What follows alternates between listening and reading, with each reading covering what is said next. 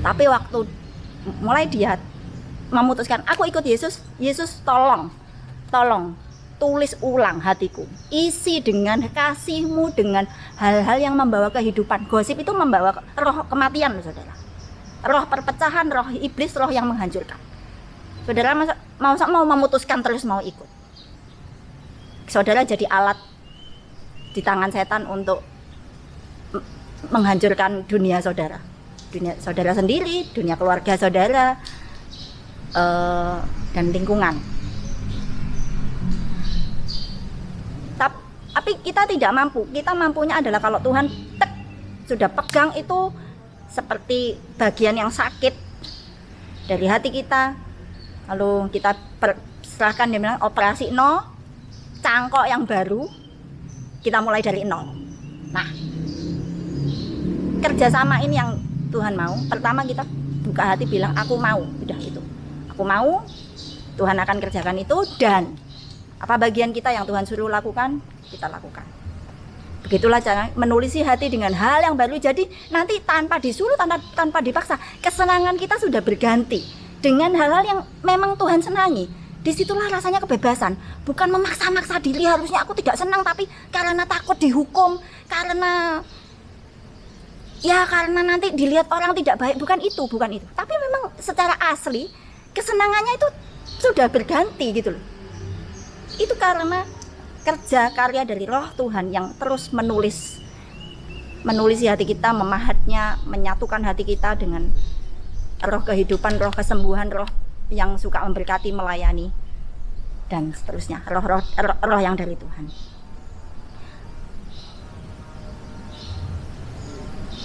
Jadi saudara,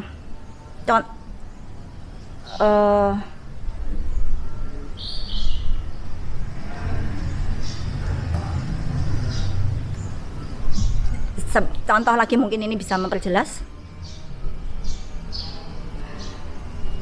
Misalnya ini anaknya orang Indonesia, lahir di Indonesia. Apa pasti yang dia makan? Nasi. Dia ditulisi hatinya dengan pola bahwa makan tuh harus nasi. Kalau enggak nasi itu enggak makan. Itu seperti itu. Itulah yang tulisan hatinya. Makanya kecenderungan pasti gitu. Kecenderungannya secara alamiah, secara natural, ya pasti ke situ. Lalu kalau ke luar negeri harus tinggal di sana, wah tersiksanya setengah mati. Wah, enggak nemu nasi, enggak nemu sambel, enggak nemu kerupuk, gitu. Ya, tersiksa. Karena apa? Itu yang tertulis di hatinya. Padahal mungkin anak yang sama, kalau diadopsi oleh orang Amerika misalnya, atau Kanada, atau orang Eropa, dia enggak butuh nasi. Dia akan makan roti, dan dia oke dengan roti, kadang sekali-sekali makan nasi, tapi nasi bukanlah menjadi suatu kecanduan dalam hidupnya. Karena apa? Karena dia tidak ditulisi dengan nasi, dia tidak ditulisi dengan budaya pola makan itu harus nasi. Padahal ini anak yang sama, anaknya orang Indonesia dari orang tua yang sama. Nah,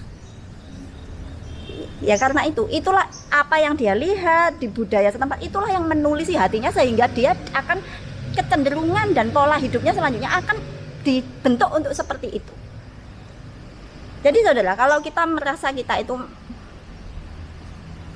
dulu kegemarannya makan sampah, karena kita dilahirkan di antara sampah dunia ini, Mesir.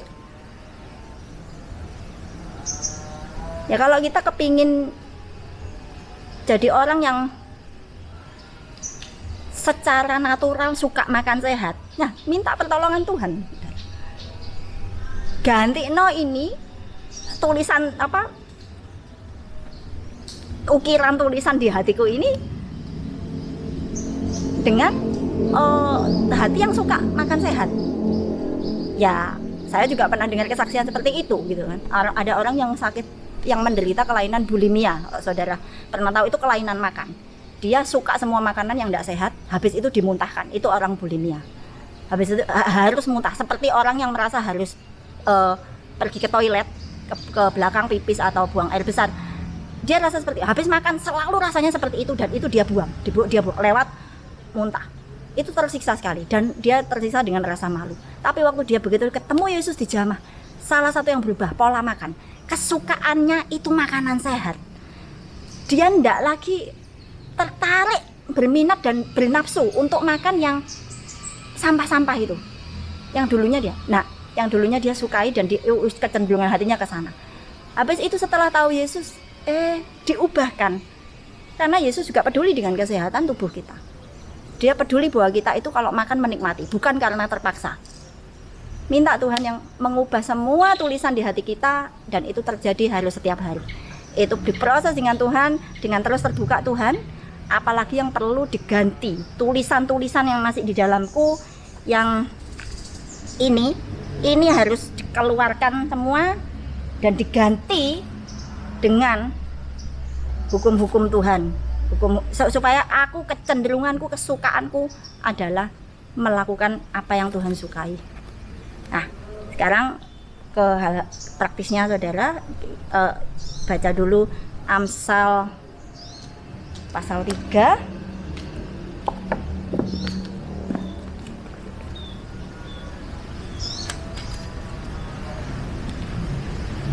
ayat 1 dan 3.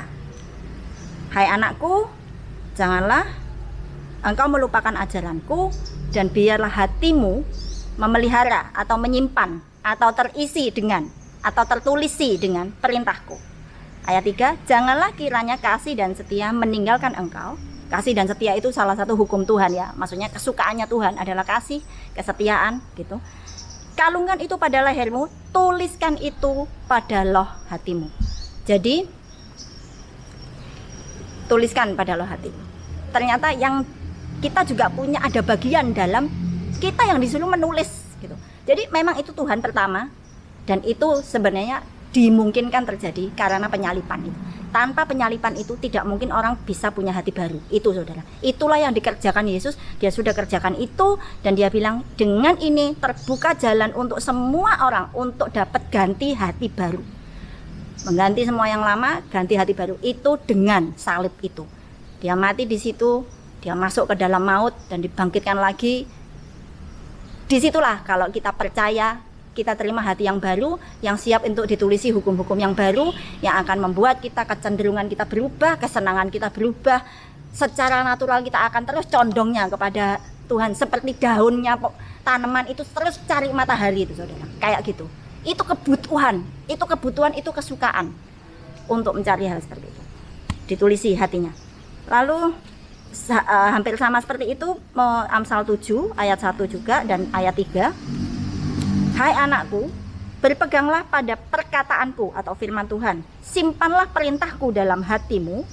Ayat 3b, tuliskan itu pada loh hatimu. Nah saudara, satu lagi ayat tentang langkah-langkah menulisi hati. Tadi saya sempat singgung di awal.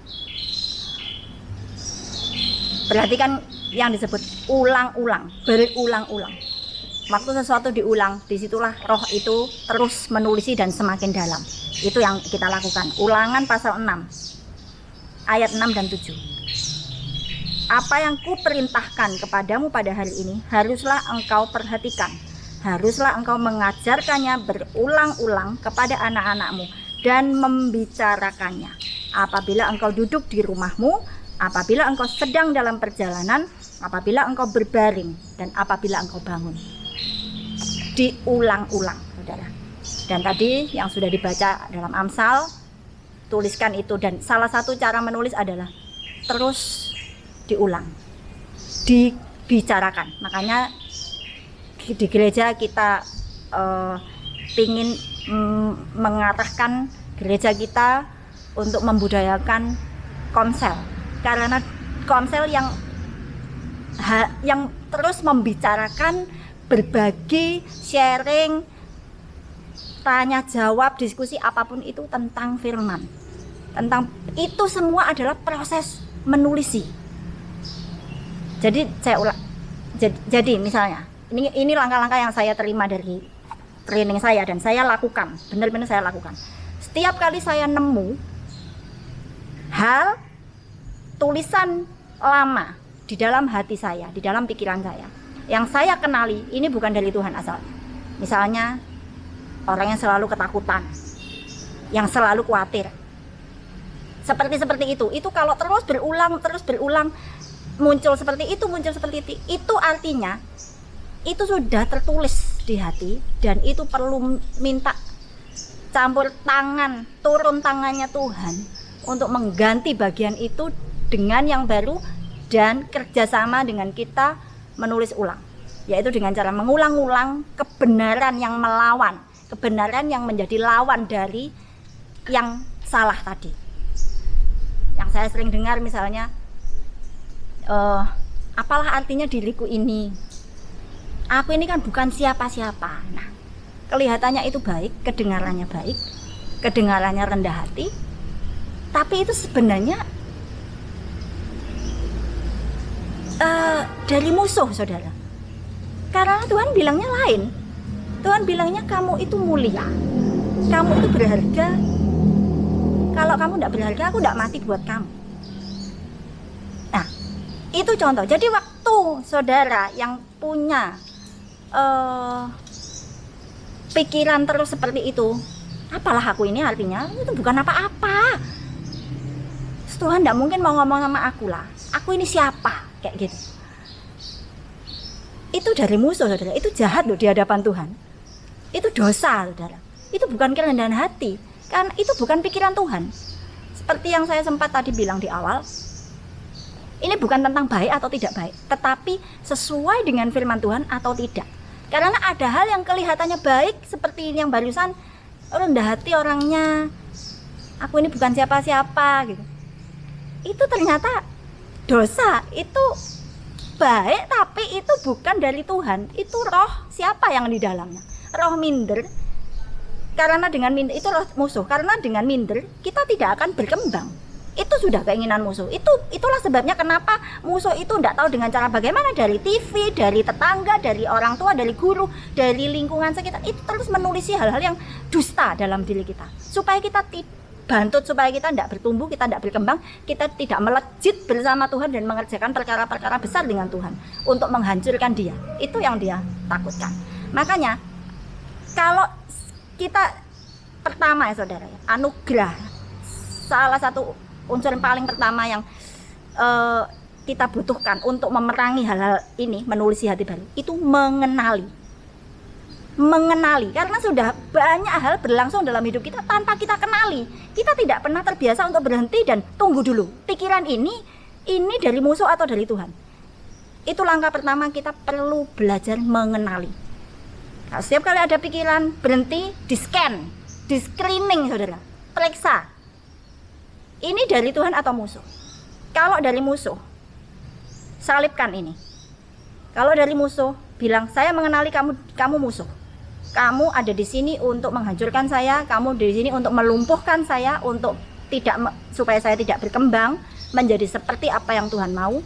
Aku hancurkan kamu dengan salib Yesus, dalam nama Yesus. Kalau bisa, saudara kadang-kadang tulis hal itu, lalu taruh di kayu apa seperti itu salib, dan pakukan atau ngomong, dalam nama Yesus aku putus hubungan dengan kamu. Dan sekarang cari langkah kedua, cari kebenaran yang menggantikan. Ya, misalnya kekhawatiran. Apa yang melawan kekhawatiran ini? Cari ayat-ayat yang bilang tentang kekhawatiran. Misalnya Matius 6 ayat 30 berapa itu, tentang burung-burung di udara. Dan deklarasikan bahwa ini sudah dibuang, diganti yang baru. Aku aman di dalam pemeliharaan Bapak di surga. Bapak di surga mengasihi aku, tidak mungkin meninggalkan aku, dia pelihara aku. Pokoknya deklarasi hal-hal seperti itu. Aku tidak khawatir, bilang gitu ya, untuk melawan yang tadi. Aku tidak khawatir karena aku sepenuhnya menjadi tanggung jawab Bapak di surga. Aku bebas dari kekhawatiran, dalam nama Yesus gitu. Lalu setiap kali itu muncul, lakukan itu lagi, lakukan. Kalau disalibkan itu tadi sudah cukup satu kali. Yesus disalib itu satu kali untuk selamanya ya. Tapi untuk kita biasanya satu aspek. Buat saya itu, kita nyatakan itu, saya salibkan kamu bersama Yesus, dimatikan, itu cukup satu kali. Selanjutnya hanya perlu ditolak. Setiap kali datang pikiran itu mau masuk lagi dan mengintimidasi atau mendominasi, bilang, tidak, aku kenal siapa kamu dari musuh, tidak, dan ucapkan lagi yang benar tadi itu. ucapkan lagi. Itu gantinya saudara. Jangan cuma menolak yang lama tapi tidak mengisi dengan yang baru. Nanti itu sia-sia juga. Karena sudah menolak yang lama kosong. Kalau kosong lah itu nanti dimasuki apa-apa lagi. Tapi kita isi, kita tulisi dengan firman yang baru. Saya ada di dalam tanggung jawab sepenuhnya Bapak yang penuh kasih. Ucapkan lagi, ucapkan ulang-ulang. Kepikiran sedikit, ucapkan, deklarasikan, ulang-ulang, ulang-ulang. Itu cara kita menulisi hati kita. Ulang-ulang, lalu bicarakan bagikan dengan saudara seiman atau bagikan. Kalau sampai terlalu menekan rasanya dan minta doakan saudara seiman atau mentor atau ketua wadah, pembinanya gitu, siapa saja. Lalu muncul yang lain mungkin. Ini adalah apalah artinya diri saya ini bukan siapa-siapa terus begitu. Nah, kenali itu dari musuh. Kenali saudara. Kalau nggak mengenali tidak akan terjadi peperangan. Kalau nggak mengenali kalau tidak mengenali tidak akan terjadi peperangan. Kalau tidak ada perang tidak akan ada kemenangan. Saudara akan terus diperbudak oleh pikiran-pikiran lama, pola pikir lama. Kenali ini roh minder atau apa yang terus ngomong saya bukan siapa-siapa, melawan pengenalan akan Tuhan, melawan pengenalan akan identitas saya yang sejati dalam Tuhan. Aku salibkan kamu dalam nama Yesus. Kamu tidak berkuasa lagi atas saya, aku tolak. Ganti dengan pemikiran yang baru. Aku berharga, aku mulia, aku ini penting di mata Tuhan. Kalau tidak penting, Yesus tidak mati buatku. Setiap kali hal itu terjadi, pikiran itu, karena pikiran itu akan membandel, saudara. Pertama-tama pasti begitu. Pikiran itu akan membandel. Setiap kali dia muncul, lakukan hal ini, ulang lagi. Tidak, kamu dari musuh, dalam nama Yesus, kamu pergi, aku tidak butuh kamu, aku benci kamu, katakan apa saja, dan aku omong lagi, berharga, aku mulia, aku percaya betul bahwa aku dikasihi apa adanya. Iya betul, aku baru saja melakukan dosa, aku sudah minta ampun, cukup, anugerah Tuhan cukup, lebih besar dari kamu, lebih berkuasa dari kamu pergi, aku tidak butuh kamu, aku benci kamu, aku mengasihi Tuhan dan firman-Nya, aku percaya kebenaran yang Dia katakan tentang diriku, aku berharga, aku mulia, aku dikasihi, diterima apa adanya. Terus, gitu terus, begitu terus, saudara, dan itu lakukan tiap hari, sampai semua unsur yang bukan dari Tuhan itu digantikan, diisi hati kita, ditulisi dengan firman. Kalau sudah begini dan terus ini bertumbuh, makin diperbanyak, diperdalam, hati kita tidak bisa kemana-mana kecuali semakin terikat dengan Tuhan, kecuali semakin bertumbuh, semakin berbuah, semakin luar biasa, semakin dimampukan oleh Roh yang terus menulisi kita, yang terus semakin berkuasa dalam kita, yang terus menjadi otoritas kita di dalam. Karena seperti yang tadi saya bilang, kita ini otoritas kita adalah apa yang menulisi hati kita. Kita itu diperintah oleh itu. Jadi kita kalau mau diperintah oleh roh kebenaran, roh kasih Tuhan, lakukan itu. Ulang-ulang omong, ulang-ulang bicarakan, ulang-ulang deklarasikan, ulang-ulang diskusikan sebanyak mungkin. Dan itulah caranya kita menulisi, bekerja sama dengan Roh Kudus, menulisi. Itu bagian yang bisa kita lakukan. Kita sudah dikasih mulut, gunanya adalah untuk mengulang-ulang firman Tuhan, menggemakan firman Tuhan, dan kita akan memakan buahnya, kita akan menikmati buahnya, menggemakan firman Tuhan. Dan juga saudara bisa menulis di hati, itu juga bisa dengan cara menulis. Jadi kalau dapat ayat yang bagus, yang mengena di kita, bisa kita tulis dengan tangan. Waktu tangan kita ini bergerak menulis, di saat yang sama otak kita, hati kita, otak dan hati itu kecampur ya saudara. Saya tidak usah jelaskan di sini, saya juga tidak banyak tahu tentang itu. Tapi waktu kita menulis, itu otak kita sedang, hati kita juga sedang ditulisi. Jadi otak kita juga sedang bekerja, memikirkannya, merenungkannya, dan itu yang menjadi kesehatan kita. Itu semua kita lakukan. Itulah akan menjadi hati yang baru, yang terus akan semakin mengusir bagian-bagian dari hati lama sampai murni. Hati kita betul-betul berdasarkan anugerah dan iman Di Yudas ada ayat yang mengatakan bangunlah dirimu di atas iman yang paling murni atau paling suci. Demikian pelatihan kali ini. PR buat kita semua, kenali apa yang ditulisi oleh pola-pola lama, pola-pola Mesir kita masing-masing yang tidak sesuai dengan firman Tuhan, yang tidak mendatangkan sejahtera, yang terus mendatangkan khawatir, ketakutan, atau hal-hal yang tidak sesuai dengan firman. Kenali itu di dalam sehari-harian kita. Sudah dikenali, kita lakukan upacara pembantaian, penyalipan, lakukan itu, dan terus ganti, diisi ulang hati kita dengan cara mengucapkan ulang-ulang deklarasi, tulis dengan tangan sendiri, manual, bukan ngetik saudara, tapi ditulis manual. Terus itu kita lakukan ini, pasti saudara, itu adalah firman Tuhan. Sesuai firman Tuhan, pasti kita akan mengalami perubahan. Pasti kita akan tahu rasanya, oh ini toh hati yang natural, hati yang diubahkan, pola pikir yang dibaharui, Roma 12 ayat 2. Silakan lakukan dengan Tuhan. Kita berdoa. Terima kasih Yesus, Engkau luar biasa. Engkau sediakan jalan pertama, engkaulah pembuka jalan pertama, sehingga kami, setiap orang di dunia sekarang dimungkinkan untuk dapat hati baru. Bukan hanya orang-orang tertentu, bukan hanya pendeta-pendeta, penginjil-penginjil, tapi setiap orang yang percaya Yesus dikaruniai hati baru.